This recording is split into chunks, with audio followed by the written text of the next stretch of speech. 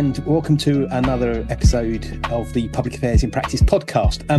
I'm joined by Doug Pinkham. Doug is somebody whose work I follow for a long time at the Public Affairs Council over in the US. So I'm particularly delighted that Doug has joined us today. Doug, thank you. Do you want to just give us a little intro to your background, because it's so wide and so illustrious and so broad that I would do you a massive disservice if I try and sort of distill it. So I'll let you do that instead. Okay, well, I'll tell you what, I'll start by just explaining who the Public Affairs Council is, and then I can tell you how I got into this gig. So the council was formed in 1954 at the suggestion of our president at the time, Dwight Eisenhower, who had been elected with a lot of help from businessmen, and it was men then back because it was that all leaders were all non-female. And he said, you people in business ought to be more engaged in society in more, strategic ways, kind of like we do in the military. Rather than always responding to crises and trying to make them go away, you ought to engage the public more and be more open. And that's true in dealing with government and dealing with society in general. And that inspired a number of business leaders to form the Public Affairs Council. It was originally called the Effective Citizens Organization. And as a civic engagement organization to just encourage business to be more involved. Because back then, if you were a company facing a political issue, a political problem, a piece of legislation that you didn't agree with or was burdensome, you literally flew to Washington and rode around in the back seat of a black limousine with a lobbyist who knew all the right senators and could help get the bill killed. And if you had a communications crisis, one of the things you might do is fly to New York and ride around in the back of a black limousine with a PR consultant who knew all the reporters, to see if you can get the New York Times to change their story or something. And not exactly a proactive strategy. And at the time, there were a handful of companies who got this and realized that the cost of dealing with problems before they happen is way less than trying to repair the damage. So that was kind of the genesis of it. And in the 1960s and 70s, we grew into a full-service professional society with just corporate members. The structure is different than many professional societies in that the company holds the membership, not the individual person. So right now, we have roughly 750 member organizations with about 13,000 people. We're also not just companies anymore, trade associations, other NGOs, nonprofits, consulting firms. We've got the Nature Conservancy, and we've got Chevron, and we've got, we had the Center for Disease Control for a while. We've had all kinds of other organizations that want to learn from others about how to be more effective in how they manage issues, how they deal with both communications and public policy issues. We also, our mission is more broadly defined than a lot of people realize, and that we define public affairs as all of those things you do to try to monitor and manage your business environment. In other words, in the U.S., it's mostly viewed as government affairs. In the UK, it's most of the time is viewed as government affairs. But in much of Europe and much of Asia, and I was just in Australia speaking recently. In Australia, 80% of the companies have one person in charge of everything external other than sales. So communications, social impact, and CSR, and government affairs, one person. And you know what? It's a great model. And we sort of look at these as related functions while realizing that not every company is structured in a way that it all reports to one person, because there are all kinds of ways you can coordinate. So that's what we have evolved into. We're non-political. We don't lobby. We don't do any money in politics in the US. We have an office in Europe where we do our global practice and do a lot on the EU as well. We're mostly known for our executive ed programs. We do about 100 conferences, webinars, workshops a year. We do some really interesting research, which we'll probably get into some in this discussion, and I'm proud of that. But that's we're part think tank, part professional association. Now, as to how I got this deal, I always wanted to be a writer of one type or another, and got into publishing, worked for a small association, went to a bigger one in the natural gas industry, wound up being vice president of communications eventually. That got me into PR and public affairs planning and sort of integrated strategy. And in 1997, I was selected to be only the third CEO of the Public Affairs Council since 1954. So who says there's not job security in Washington if you have the right job? And people ask me, well, how have you stayed so long and survived? It's because we're not a political organization, and we don't have big fights among our members about our public policy strategy, which often is what can cost a CEO their job. And we've been successful. So it's a great job. I feel very fortunate to love what I do and enjoy the people I work with and the members we serve. As you say, you've been in the role for nearly 30 years. Am I right in thinking you're coming up for retirement? It's coming up on 28 right after I retire at the end of the year. So yes, 27 and change. So when you think about the big changes you've seen in the time over those 27, 28 years, what are the big shifts that you've seen in terms of public affairs and engagement during that time period? Well, within our membership, it was when I joined the council, it was the heads of function were very much old white men, like you and me, Stuart, and we're allowed to make fun of old white men because we are ones now, right? Yeah. And it's not a protected class, but that was the group. I think the biggest shift, and these are positive, is it's become increasingly female. I think maybe 10% of our board was female before, and now it's probably 50-50. At the very top job, still some work to be accomplished, but tremendous progress. We've become a bit more diverse in terms of more people of color and different ethnicities and races, but still have a ways to go, but definitely have made progress, and will continue to do so. But it's also gotten to be much younger. And it's not just because I'm older, because that has occurred to me. Is it just that I'm older, and so now everyone else looks younger? But no, it's and you're not being very old. You don't have that same problem I have. For those of you who've never seen Stuart, because this is audio, he's a very sharp-looking young gentleman, as opposed to me. He's now laughing. You didn't know this was a comedy show, did you? I'm now completely in awe of you even more, Doug, than I was before. Yeah, exactly. I'm from Washington. I know how to get votes and be popular. I've got so much to learn. I've got so much to learn. But you have to realize that there's some sarcasm behind some of these comments. Anyway, but I get off track. I digress. Where were we? We were talking about this is going to happen. We're going to get lost. Yeah, we're going to end up. We're going to meander. We're going to go in different directions. Oh, I know how things have changed. All right. Yes, all right. So, the changing nature of the role. To be serious here now, I will try to be serious. It's hard for me, as you can tell. One of the first things we did, which I thought was really interesting, it was the Times, the late 90s, right after the World Wide Web had been created. There was all this talk about e-commerce because Amazon was around then. Don't you wish you had bought stock in that company? And it was just changing the way business was done. And one thing that occurred to me is that there was such a thing previously called catalog shopping. You get that catalog and and then you would order something over the phone or through the mail. What e-commerce is catalog shopping really, really fast. Right. So, yes, it's game changing, but it's an extension of an old technology. What I was thinking and my team and I were thinking about is what's really revolutionary is what we called idea commerce, in the sense that ideas could spread so much faster through the web than they could ever spread before. There was a great example in the 90s. Jody Mitchell from Canada created the Committee to Ban Landmines, and communicated on a grassroots level with lots of leaders around the world to put pressure on the U.S. and countries in Europe and Asia and elsewhere to ban the use of landmines. Because what was happening is after there'd been some sort of war or skirmish, children would be out playing in a field and one of them would hit a landmine and get killed. It was horrible. But if you can keep everyone from doing that, maybe you'd save lives. And remarkably, it caught traction, and it was because of public outrage over that, and it happened through the internet. So that was and she won a Nobel Peace Prize for that. So that was one of the early examples that said, wow, what a game changer. But it did a number of things that really transformed public affairs. And one is it leveled the playing field between the corporate world and the average person or an NGO.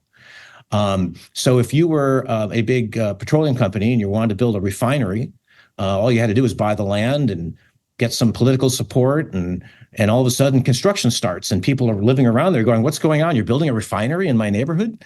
Well, now back in the starting the late 90s, environmental groups and other NGOs could start galvanizing public support to say, we realize you need refineries, but don't build them here. And you could have a group of 100, maybe 30 people.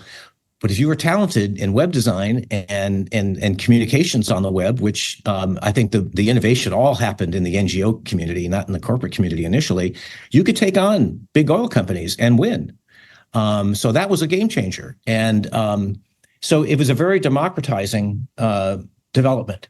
And so that became the genesis of a report we issued in the late 90s called Creating a Digital Democracy. And I was really proud, and this is honestly one of my most proud achievements, is leading this. It was the first publication out there explaining the idea commerce and how political movements would be transformed by the internet. And we beat Time and Newsweek and New York Times, and I mean the journalism world, probably because they were worried about how it would affect them, hadn't thought through the political ramifications of this. So that put us on the map, and it also helped the reputation of the council by being viewed as someone who's a leading thinker of emerging issues. So I went on the road giving speeches about that, which helped get exposure to the organization. We then followed it up with reports on shareholder activism. And finally, once the business community started to do interesting things, about 5 years later, we started to profile really innovative companies who were using what we now call digital advocacy strategies. And we created a conference on that. So it became like the latest big thing, and it continues to develop and transform the way public affairs works in all kinds of ways. For the longest time, you didn't see it in Europe; you saw it in the U.S. only. But it didn't take long until groups like Greenpeace and others were using very sophisticated strategies in Europe to take on big corporations. And then the corporations had to say, wow, we need to learn these tools. We need to hire people or get a good consultant. So you're seeing it across every continent now. No matter the type of political system, you're seeing public affairs tools that are digitally based being employed. That's probably the most dramatic shift I think I've seen. I think you're right. And you're entirely right about A, that shift, but B, we are often behind the States in particular. I mean, we still look to the States as, I think, across public affairs, mainly because it's a bigger industry. I think there's more, and obviously you have got the state level as well as nationally, etc., which we don't have in not all European countries, but a lot of European countries, particularly the UK. So we still look to the US, and I must say, I mean, certainly from my perspective, some of that thought leadership work and the research that you've done and the PAC have done. I mean, I certainly cite a number of pieces, as you know, in some of the courses that I run for the PRCA and CIPR and others, because it's good work. It talks about, I don't know, measuring success and all those sorts of things, which are really useful. Okay, they might be generally more US based in the first instance, but they're applicable across the piece. So I found them particularly useful from that side of things as well. Good. I find when I travel internationally quite a bit, and I have an arrangement. We have a sister organization in Australia, the Australian Centre for Corporate Public Affairs, and they do, again, keep in mind, they're all integrated with everything external. So they need to do training in all of these areas, and I have the background in all those areas. So I go out there every June for their institute program at Melbourne Business School, and I talk about reputation management and social impact and government affairs. And what's amazing is I get the same questions there as I get in the US. And when I speak in the Netherlands, I get the same questions. And when I speak in Germany, because a lot of it is, how do you get senior management more involved? How do you measure the value of what we do so we can get enough staff and people recognize what we contribute? How do you manage issues strategically, because you can't do everything? How do you say no to the head of a business unit who wants you to drop everything and work on their issue? How do you hire and retain good people, and what kinds of skills are necessary to do the job well? So it is remarkable. And yes, I will get sometimes very specific questions that are unique to that country, but 80% of them are the same challenges, which speaks of the value of getting people talking to each other from around the world and sharing ideas and best practices, because there's a lot we can learn from each other. Yeah, no, I'd endorse that entirely. And have there been particular challenges that you faced in sort of leading the council that you've found particularly difficult, that have sort of pushed you, or anything along those sort of lines? Well, the two, of course, that come to mind is the global financial crisis and COVID. Those are business challenges in general and affected everyone. One of the points I often make is that just because I run a nonprofit doesn't mean that we shouldn't make a profit, and doesn't mean, I think you have to be a bit of a business person to run a nonprofit organization these days, because you've got to raise money or you got to make non-dues revenue. You have to be an ongoing entity, and we have very healthy financial reserves, and that's intentional, so that it's not just a rainy day fund, but it means we can continue to be effective even during a downturn. So I was able to say to my team in both cases, during COVID and the financial crisis, we're not going to have to do layoffs. And in fact, I don't want to sound Machiavellian about it, but an economic downturn creates business opportunities, to get into new areas. It tends to weaken the competition if others are doing what we're doing. And if we're smart and we stick together, we can come out of it well. And we did in both cases. But we had to make some substantial business budget cuts in the global financial crisis. And we pretty well anticipated what was necessary, and we carried it out. So I feel like we managed it well, and we were not facing a larger crisis because of that. COVID was very scary, certainly, for everyone. We had to suddenly work remotely, and we were in the meeting business. Think about that, in person.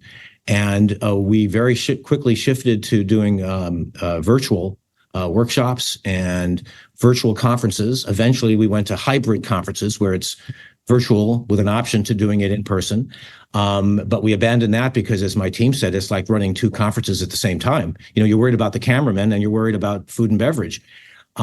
We also made the decision post-COVID to have our workshops be only virtual going forward, because our theory, which I think has been proven, is that with so many people only working in the office part-time, if you're only in the office 2 or 3 days a week, is your boss going to let you spend 2 hours one day doing a virtual workshop, or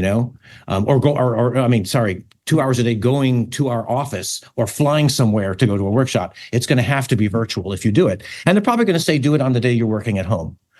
And so what we do is we record all of our virtual workshops, and they can pay registration fee and watch it like on demand when they have time.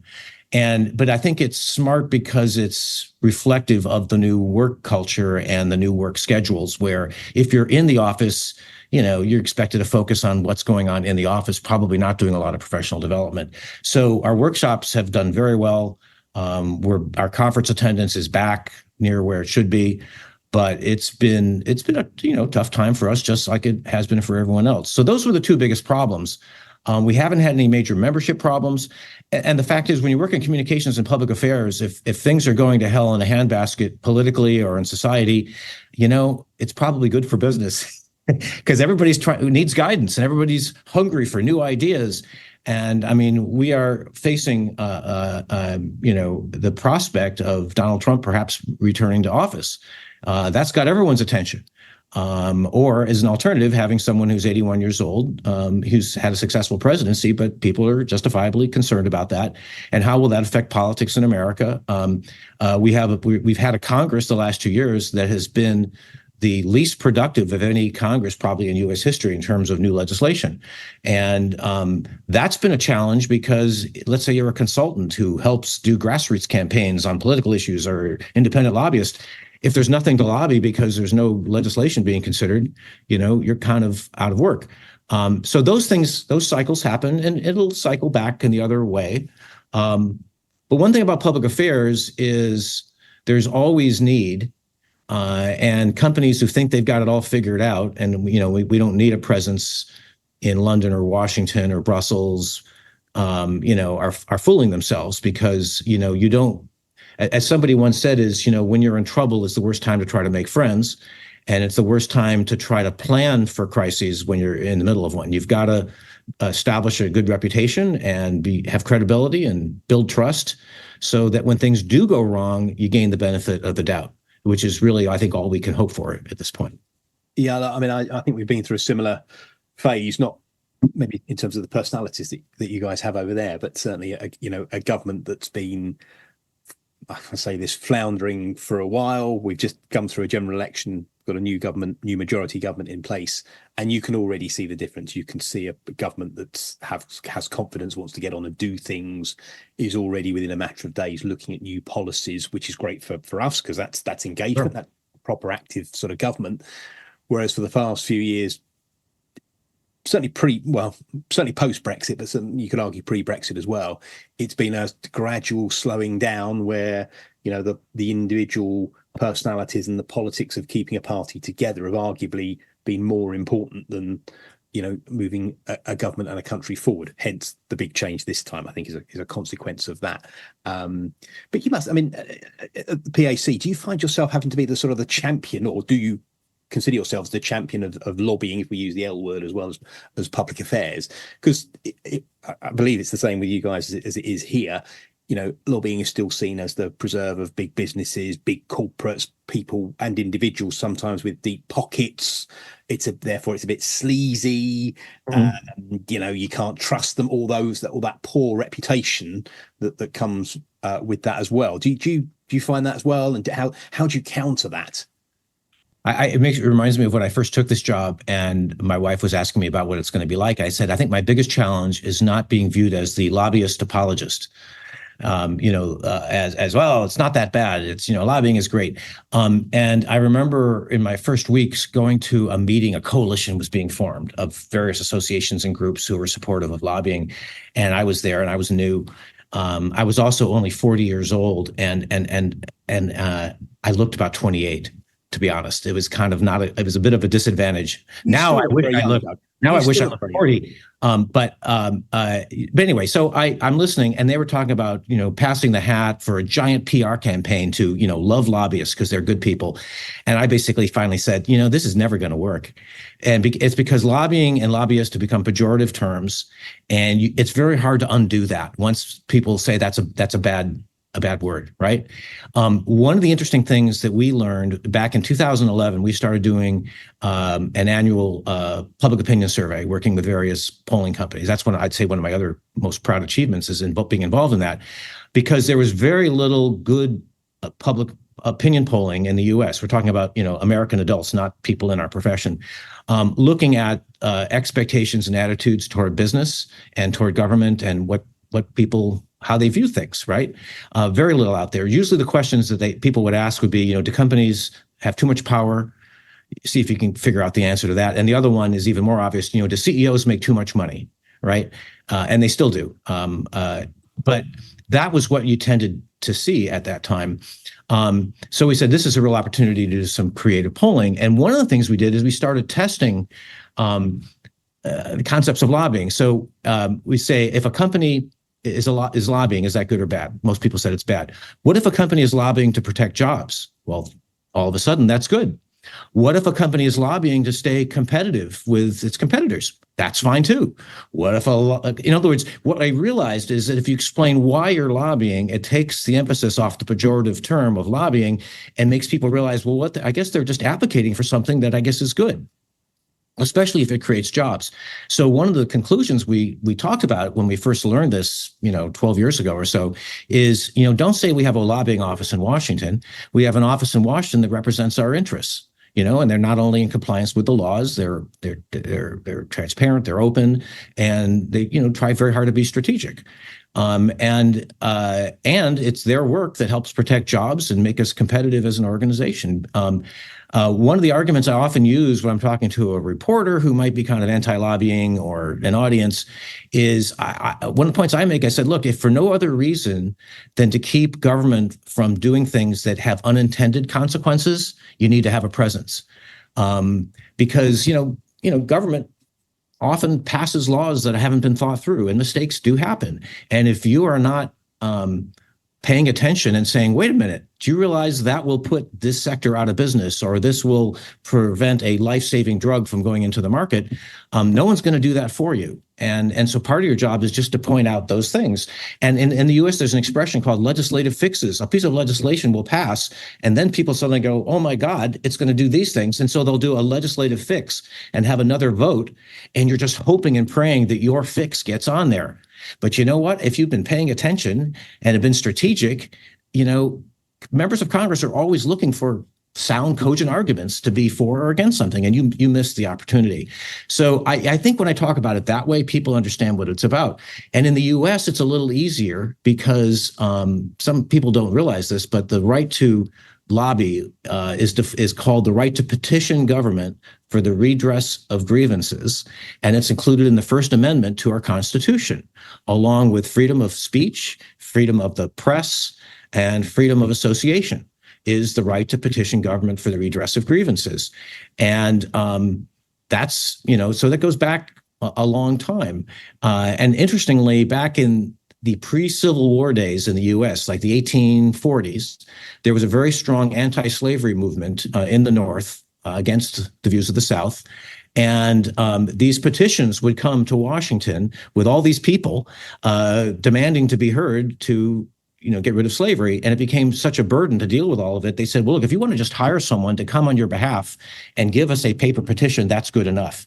So that was kind of in the US, one of the early steps toward having in essence, a contract lobbyist to represent, lots of other people. So I'll talk a little bit about the history, but honestly, some of it is just not using the term. We have an advocacy conference here in the U.S., not a lobbying conference, but advocacy is almost a broader term. It's not just direct lobbying, it's grassroots campaigns, it's joining a coalition, it's issue advertising and digital strategies. And that's actually more accurate. Plus, again, it's not pejorative. So sometimes you have to be willing to give up on a term that just isn't going to be liked. Now, do you all watch, or have you watched House of Cards, the TV show in Great Britain? But you've heard of it? I love it. Well, we had the original. We had the original here. Do you? Oh, that's right. You had the original. Dobson, 2 seasons here a long time ago, and then it got remade with Kevin Spacey in the U.S. So we've done that a number of times with The Office. And so the difference between you and us is when you steal ideas from us in Great Britain, you give us credit. And when we steal things from you, we pretend we invented it. That's, I think, sums it up. You have a level of humility, and we're just sorry. It's a great program. To be honest, the UK version, the original book is fantastic. The UK version, because it was made quite a long time ago, is now sort of slightly old-fashioned and quaint and all that. But the Frank Underwood, obviously, right, with the female president at the end, his wife. But I love it. It's just aggressive, and all the things that, from an outside perspective, American politics sort of looks like. Well, let me tell you what I think. I hated it. I didn't make it more than through a couple of episodes, and the reason is it's so dark and sinister, and it portrays Washington as kind of what I was describing back in the 1950s, where you ride around in a black limo and you know all the right people. And let me also say there's very few murders in lobbying. Let me just point that out, because there's a lot of that on those shows, and just not a lot of bludgeonings and poisonings and all the other things like that, and kidnappings and so forth. So there's a lot of dirt.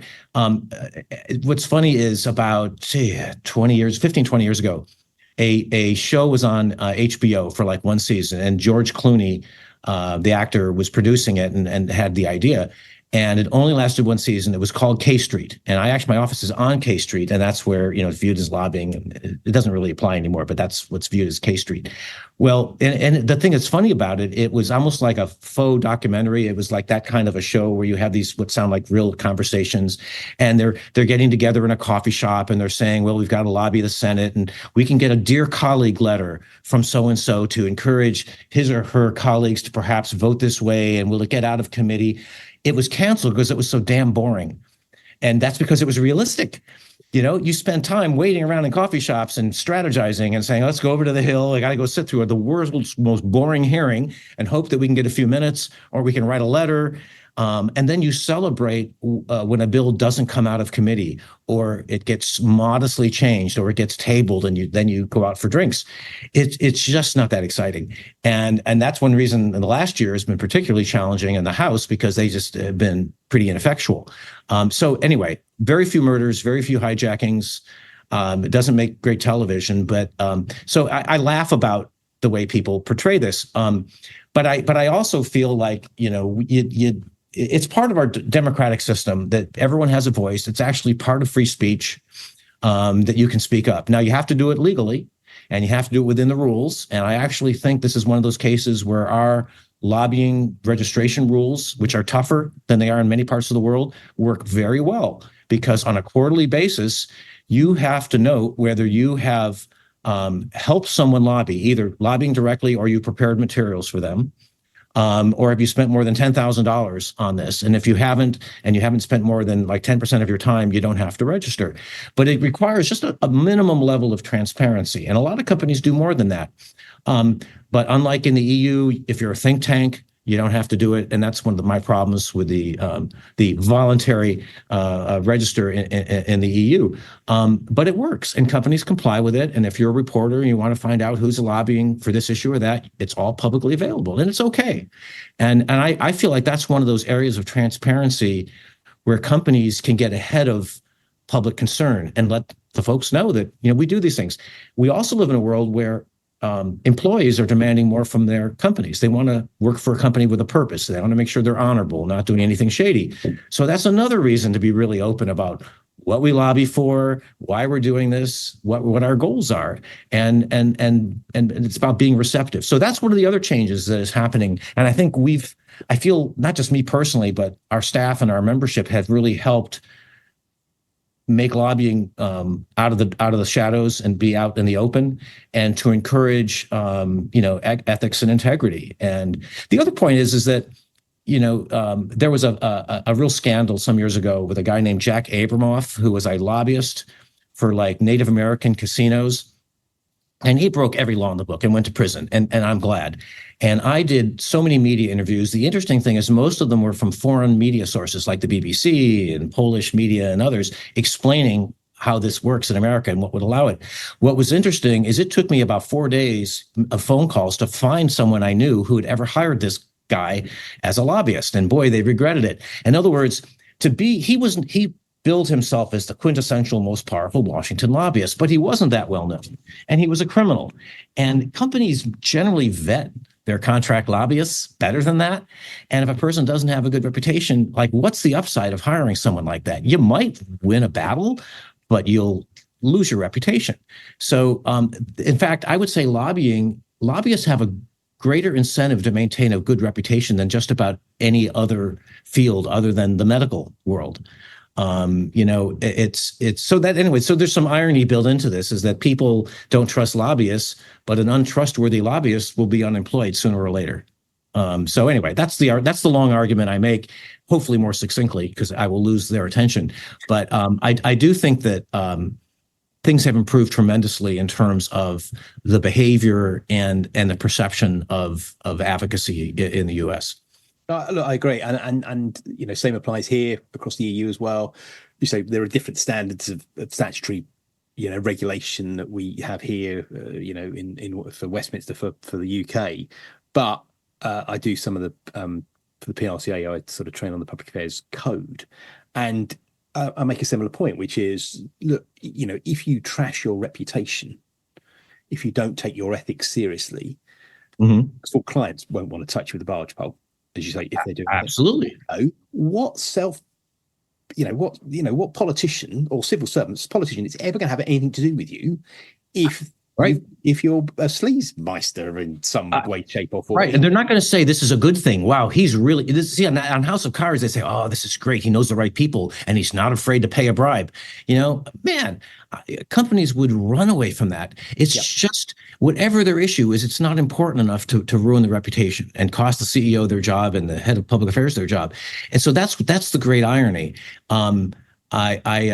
One of the interesting arguments I have been making lately when I find myself talking to a reporter who doesn't think companies should be involved in politics, one of the points I make is, because of the fact that most of the time companies are supporting the status quo. In other words, big changes are being proposed. If you are running a company and you are thinking about hiring people or opening facilities in Southeast Asia, the last thing you want is change. I want things to be stable, which is what scares a lot of CEOs about Trump, by the way. It isn't, he thinks he's business friendly, but he's very business unfriendly. Because are we going to be in a trade war with China? Is he going to have tariffs on Europe? And he keeps threatening to do these things. It makes people very, very nervous. So on a day-to-day basis, companies like predictability. Okay. Now, maybe if you're trying to introduce something new and transformative like Uber, as opposed to taxis, maybe you don't want status quo. Maybe you want change. But most of the time, companies are looking for the status quo. My point is that right now, during these crazy times in the U.S., businesses are one of the few voices for moderation that we have left. And it's because they have a vested interest in being moderate. And more than once I've talked to a journalist about that, and I hear this pause at the other end of the phone, and they go like, I've never thought of it that way. And so just to try to keep bad stuff from happening, companies need to be involved in politics. And maybe that's not such a bad thing in the world we live in, because most of the moderates get their support from business. Because, companies aren't going to support Marjorie Taylor Greene and Matt Gaetz and some of that group in the U.S. House of Representatives who they don't even have an ideology. It's just sort of a political position that's about them and about stirring the pot, and it certainly doesn't help the country. I mean, I am nonpartisan, but it's hard to stay quiet this year, given some of the politics that are going on in the U.S. and some of the people running for re-election, and then Mr. Trump running for election. It's just, you have to, I think business people, if you can, you have to speak out, and I'm in a better position than most to say something public about it. Do you find that companies, or some companies, are shying away from that political engagement, though, because of the backlash from politicians? And I think of, Disney and Light, in particular in the States. Oh, the woke politicians. Yeah. That sort of thing. So, however, actually, they're worried about their reputation. So I'm not going to engage, rather than working out that actually my reputation could be even more badly affected if I don't, sort of thing. Well, I think you've got it partly right, and I'm glad you brought that up. I was doing an interview yesterday, and the exact same question was asked. Companies are not backing away from supporting these issues, like social issues, because in many cases, like let's say the issue of racial equity, they've been doing it for 30 years. This is not like something new, or helping in schools, or helping the homeless, or whatever it is. I mean, there are a few companies who are opportunistically been jumping on board and say, we care about this, and then they don't follow through. Shame on them, great. But most of them are not like that. And they're continuing to do the good work. They're just not talking about it quite so much. And the smart companies also have internal SWAT teams that say, okay, an issue has come up. Is this our issue? And it's interdisciplinary, legal and PR and government affairs and others. And they think through, how will our stakeholders outside think about this? How will our employees think about this? What are expectations? What should we say? What should we do? And you never have just one choice. You can be a leader. Maybe your CEO should go on television if it's really germane to your company mission and the issues you care about the most. Maybe you join a coalition and you're just part of a larger group. And so you're saying, yeah, we care about this, but the focal point is on you. And you certainly try not to put your CEO on TV to be, a poster child for the cause. Or maybe you just sort of sit back and wait and watch a little bit to see, is this a real issue? And do we have our facts right? And who else is supporting it? And do we want to be associated with them? You shouldn't jump on board just to be first. You don't get that much credit. And if you make a wrong choice and have to back down, that's much worse.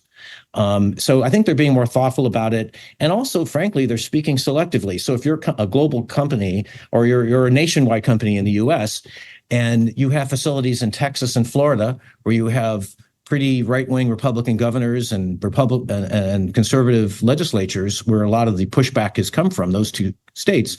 No, you don't talk about that there, but in other parts of the country, on a local basis, you not only stay engaged, but you talk about it.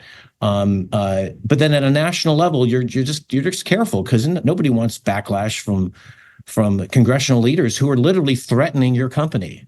And in some cases have, like in the state of Texas, to BlackRock, they're saying we won't let you manage our state pension fund because of the steps you've taken. And I know another financial services company, all they did, they weren't even involved in issues. They offered a socially responsible, like, investment fund, which everyone carries, right? And because they offer that in the state of Texas, there was backlash. So, that's a bit much. And I'm sure they did not take it down, but they frankly were a lot more careful about where they talked about it. I'm under the impression, based on Governor DeSantis's lack of success in getting the Republican nomination and some polling numbers I saw, that the attacks on companies for being woke were a lot less successful than some of the conservatives thought they would be, that most of the public just doesn't care, doesn't even know what that means. And frankly, sometimes you're actually giving the companies credit for doing things that the public likes. Our polling shows that a majority of Americans want companies involved in social issues. However, there's interesting data which I'd be happy to send you if you don't have it, which shows an amazing delta between what Republicans expect and want companies to do and what Democrats want. But a lot of people in the middle tend to side on the Democrat side of that. So there's not a huge backlash from the public for companies being involved in issues as long as it's genuine, sincere, and they follow through on the things they say they're going to do, which I think is only fair. Yeah. No. I mean, I think, again, you see similar things being mapped out here in the UK as well, with the sort of some elements of, new political parties that did quite well last week under Nigel Farage, and Reform being very anti-woke, some elements of the Conservative Party, but frankly, they haven't done that well yet. And it will be interesting with the Rishi Sunak going as now former Prime Minister, as leader of the Conservative Party, which way that party goes, whether it will try and go more sort of, we would say Republican-y, anti-woke, or whether they'll try and pivot back to the more centre ground, whereas, because actually that's where most people are. So, yes, I know. Although I remember, you got to give credit where credit is due when somebody sort of sees a trend coming. Virginia Senator Mark Warner, who's one of my senators, I live in Virginia, he spoke at my board meeting, it was probably 12, 13 years ago. And I mentioned this in an article I wrote once because I just think he deserves credit for seeing this coming. It's interesting how the names have changed, but the causes are similar. He said what you people in the business community need to worry about, and he's holding his arms out like this, and then he puts them around and clasps them behind him. He says it's when the Huffington Post, which is sort of liberal world, comes around back and meets up with the Tea Party, which is at that time the conservative group. Basically, where the far left fringe meets up with the right fringe, and what they have in common is a hatred of big companies. And that was his point. He says that's what you should be worrying about. And boy, was that true. Because on the one hand, you get people on the far right saying these companies are woke and they shouldn't be involved in doing these things, especially issues of discrimination and fairness, which, believe it or not, some of them, there's a certain level of white supremacy in our country and things like that. So you have the crazies, and then you have people who are just very ideologically conservative and doesn't think companies should be involved in social issues. They should be focused on earning a good return for their shareholders only. But then you have people on the far left who basically don't trust companies.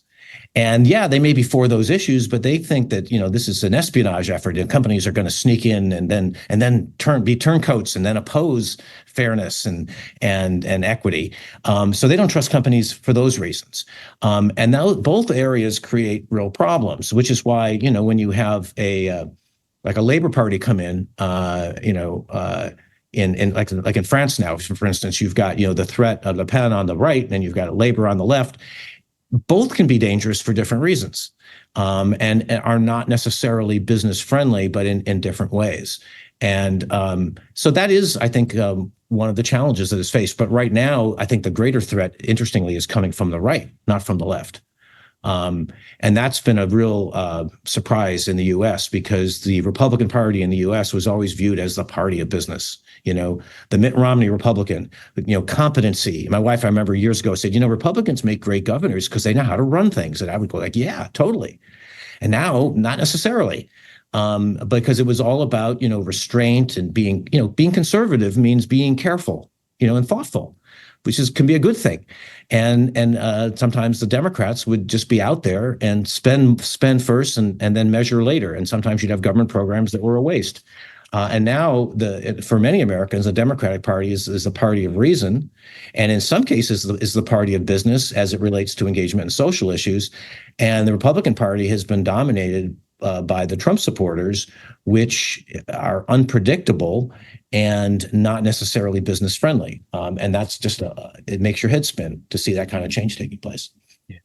And as you see the challenges for public affairs going forward, I hate to mention the retirement word again, but as you sort of come to the end of your time at the PAC, what do you see as the challenges going forward? Obviously, some of the politics there, I guess, but yeah, more broadly.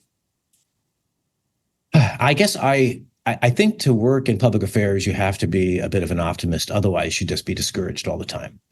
You have to say, okay, there's still hope. The system, the institutions will hold. The democratic system, which has lasted so well, will hold. For the first time in my life, I'm actually a bit worried about that with Mr. Trump. But I still have confidence that based on his performance last time, that he won't be nearly as successful as he claims he will be. And that the court system will hold, the military will hold, and other institutions, despite the threats and despite everything else. But I do worry about that because we just don't know what's going to happen there. The level of negative partisanship that exists in the U.S. really, really concerns me because our system, which is really based on a two-party system, it's almost impossible for a third party to win in the U.S. And even if a third party gets a big chunk of the vote, there's no mechanism. It's not like in Europe where you form a coalition government because you don't have enough to govern. It's basically whoever has the most votes, even if they don't have a majority, wins.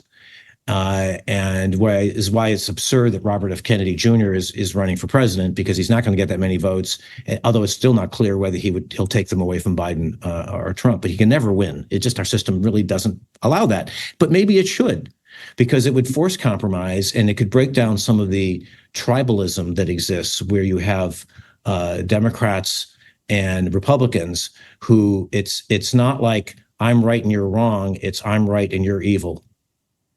And that's a big sea change, and that's the world we now live in. I read a survey a couple years ago, which struck me, that says that, at one time in the U.S., when racism was even a bigger problem, where you'd ask parents, would you want your daughter or son to marry someone of a different race? And there was a certain percentage of society, fortunately not a majority, who said, no, I wouldn't like that. Well, we're now at the point where people would prefer to have their child marry someone of a different race than marry someone of a different political persuasion. And I can totally see that. I've known a lot of, multiracial marriages worked out great, and that's it. I mean, so the good news is that's becoming more accepted, but the bad news is that we have become so tribal that if my son married a hardcore Republican, I might have a really tough time with it. Or at least that's the sense. I would hope I could get through it, but that's a concern people have. So I hope we can get away from that. And it's going to take a president who has, the competence of Biden with the charisma of Obama and some other presidents, Republican and Democrat, who've been effective to lead us through this and to say, let's never do that again. All this hatred, all this lack of trust, it doesn't help us as a country. Let's just come on. Let's try to be nice to someone of another political party. And maybe it's possible over time to shame the really loud, obnoxious voices. You can't, they have a right to speak. You can't shut that down. But maybe if enough critical mass of, rabid moderates speak up and say, we need civility in this country, and that would be my hope. But sometimes things have to get really bad before people like that decide I've got to do something. And maybe that's where we are now, and maybe good things will come from it. I hope so. So there's that. For the profession itself, it's a really very exciting time to work in public affairs. One of my members said, I feel like we're entering the golden age of public affairs. And I think that's true. It hasn't been since the 1960s that the demand for strategic, competent public affairs has been so high, because just like the 1960s, when the growth of environmentalism, consumer movement, and everything I was saying about earlier, as that coalesced, we now have very high levels of political risk and reputation risk for companies happening at the same time. And you're seeing more and more public affairs people having a seat at the senior management table, and the CEO is very worried about the political and business environment. I saw a survey from the Conference Board of CEOs that came out earlier this year, international CEOs. And it was interesting because the greatest risk, they said, was political insecurity around the world and geopolitical threats. The greatest opportunity would be a possible resolution of those threats. Isn't that interesting? It's like saying the greatest danger I face is cancer, and the greatest opportunity is to not have it. So that shows you how senior executives are viewing the political environment. And if you are good at understanding and communicating your business environment and strategically how your company can use a variety of strategies to try to maneuver its way through and come out in good shape, you will be listened to in any board meeting. And that's a very good thing. You don't have to spend your time justifying your existence. It'd be remiss of me not to ask what you think will happen in the American in the elections later this year, Doug. Seeing as I've got you, I mean, as I was just checking my phone before we started today, I see that Nancy Pelosi has sort of not said that Biden shouldn't run, but has sort of maybe indicated a bit of skepticism towards him running. What's your thought about the way that might play out? And then if it is a straight up slugfest between Biden and Trump? A year ago, I was traveling, my wife in Australia, and we were on a cruise ship going through a wilderness area. And Australians really follow American politics, just as the Brits do and Europe do, but maybe even more so. I mean, it's really quite remarkable. And you sit with different people to be polite, right? So everyone I met, you're from Washington, and I explained my job, and everybody wanted to know what's going on with the election. And after the 8th time, my wife said, I cannot sit through this again. You're going to have to shorten your answer because you're going on for 40 minutes every damn time. So I said, okay, I got to come up with a 5-minute version. And my first sentence was, it's worse than you think. In other words, this is a serious issue. And the potential downside of Trump presidency is worse than you think. And the chances of him winning are higher than you think. I said, however, if you had asked me now, Biden's going to win. And the reason I said that is Trump has a history of self-sabotage in his businesses, been bankrupt either 4 times or 5 times, it doesn't matter. He's politically, he made a lot of mistakes in his first term. In fact, you can argue that some of his endorsements cost the Republicans control of the Senate. A lot of people believe that. So he makes a lot of mistakes, and there are a lot of unforced errors he makes. He just has a way of doing that. He's like everyone psychoanalyzes him, but that's something that if he's president, you don't want that because it hurts everyone. But if he's a candidate, and you don't want him to win, you say, don't count out his ability to sabotage himself. Mm. So that is one of those points that actually gives me some sense that things could turn around. Another point that gives me some hope is despite Biden's debate performance, the polls so far haven't shifted very much at all. And in the swing states that matter, Biden is still in the process of trying to catch up to Trump, but his movement over the last few months has been positive. In other words, he's doing better in those swing states, which is really what matters in the American system. The odds of Biden winning the popular vote are very high. The odds of Biden winning the actual vote are probably 50-50 at this point. And the polls would indicate that it's worse than that, but that's where I'm factoring in Trump's ability to screw things up for himself. Biden has a very capable group of people around him, and he has a capable administration. He knows how serious the situation is. Now, in terms of what will happen with him, my first reaction was the Democrats will have a convention. They'll choose someone else to take his place. He's been pretty defiant about not backing down. However, there's no one more patriotic in this country than Joe Biden. And I'm not saying that as a partisan. I'm just saying that's just the way he is. This is a guy who's dedicated his whole adult life to serving the country. He's been through all these personal tragedies, and still he comes back to deal with the hassles of being president or being a U.S. senator. And he could have retired a long time ago. If he and his family feel that the smart thing to do is to step down for the good of the country, he totally will. And it'll come from him, and it'll surprise us. In other words, after him being defined, he says, I've been thinking about this more, and this is what I'm going to do. So that could absolutely happen. And it won't be the public forcing him out. It would be him just reading the tea leaves and saying, this is the right thing to do. And it's more important that we defeat Trump than I be president, because it's not about ego. I would worry if it were about ego, because you've got, like, Trump would never back down. Some Philadelphia Inquirer called for Trump to step down because he's a convicted felon. That seems to be a valid point, right? And the biggest downside for the Biden campaign has been all this talk about whether Biden's going to step down is that much less media coverage about Trump's legal problems and the crazy things he says. So this is great for Trump. But so far it hasn't shown up in the polls. And I think that gives me a little hope too, because I think the abortion issue is enormous. And I think people often underestimate the female vote in America. They did in the 22 midterms. And I think the abortion rights issue is larger than people give credit to. It's huge, even among a lot of Republican women. They may not like other things Democrats stand for, but they would hate their daughter to be in a situation of not getting reproductive health care, especially if she were a minor, and abortion is outlawed for 12-year-olds in their state. So this is some extremism there that there will be opposition to. And when it comes down to motivating people to vote and showing up, I think you're going to see a huge wave of women voting more so than normal. So those are reasons for Biden. However, Trump has the charisma advantage. All of his people will show up. They will all vote for him.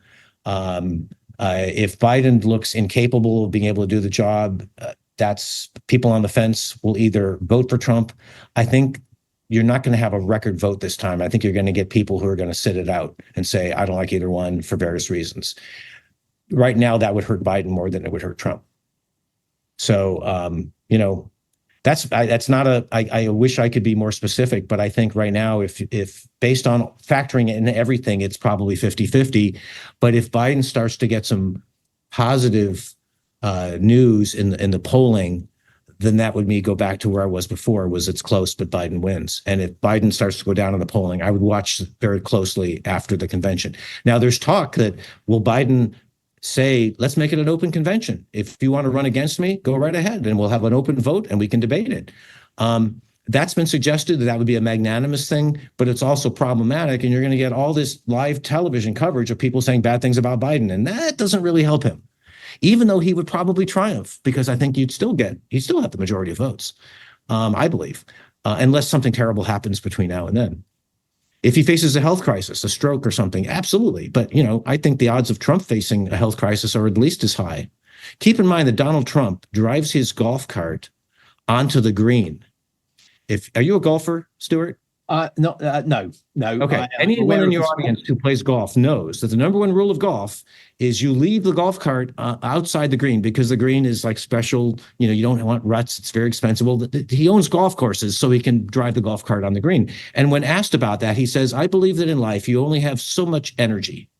And once it's gone, which is an interesting theory.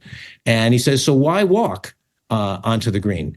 So this is not a man who gets exercise. Let's just point this out, and who has a weight problem, despite the claims from his personal physician that he is slim, and I mean, it's laughable. So both of their parents, I've actually looked this up, of Biden and Trump, both of their parents live pretty long lives, so it's not like there's a congenital danger of one or the other. But if you look at who they are and who's more likely to face a health crisis, I'd say it's probably Trump. But we'll see, and that could certainly change everything when you've got two people more or less 80 years old running. Hey, look, that's plenty for us to look out for over the next few months, Doug. Look, I'll wrap it up there to say thank you. I could ask you so many more questions, and I could go on for hours more, but I better call it to an end. Otherwise, we literally could be here for another couple of hours. So thank you very much for your time, Doug. It's hugely appreciated. And good luck. Is it right to say good luck in your retirement? I don't know what your plans are. Yeah, I know. Or people say congratulations, good luck. So I don't know. I don't know if this was really made clear at the beginning or not, but I am actually announcing I gave my board a year and a half notice. I'm leaving at the end of this year. And they joke when someone's been forced out, well, they want to spend more time with their family. Well, I actually do want to spend more time with my family. When my son says, let's go play golf, I want to say yes. And we're lucky. My wife and I are blessed that both our adult sons live in the Washington area. They're off the payroll. They're independent. They own houses. They're married. So, and it's unusual now these days to have your children settle in the same town where you are. And I want to take advantage of that. And I'll do some consulting. I'll probably serve on some boards, do some writing and speaking. But I'm good with that. I don't have to be.